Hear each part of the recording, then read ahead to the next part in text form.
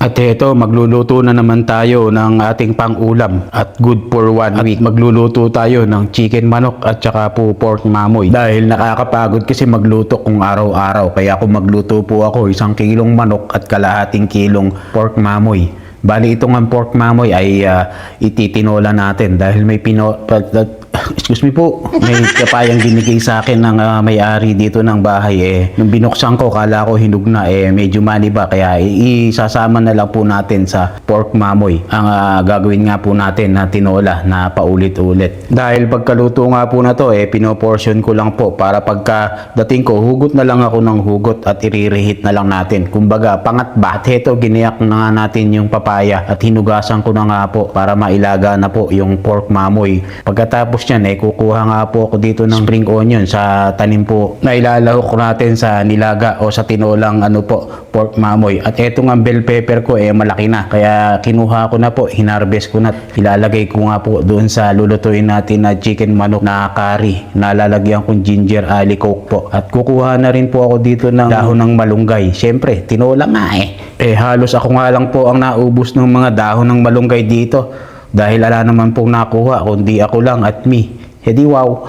At pagkadating ko nga sa bahay, eto, hinugasan na po natin yan.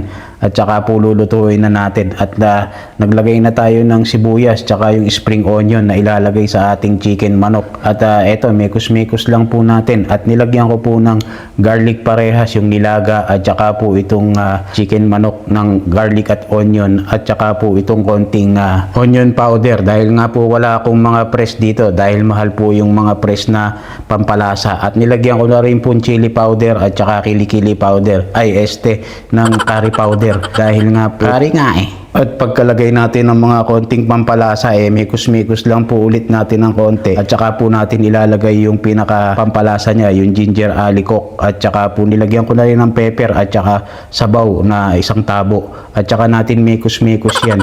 At habang hinihintay nga po natin maluto yan, kakantahan ko po ulit kayo. Excuse me lang po. Try hard to I won't overlook when you feel it in my dreams because I'm crazy for you. Touch me once and you know it's true. I never want anyone like this. I'm crazy for you. Yeah, that's all. Love you all. Pasintabi na po sa inyo, wala tayong magagawa, ganun talaga ang buhay, parang life. Kung naumay na po kayo sa pinaggagawa ko, skip nyo lang po itong mga video ko, ganun talaga no choice At syempre, pagkaluto yan kakain na po ako, mas malamig po kasi dito sa labas Mangantayon, alright.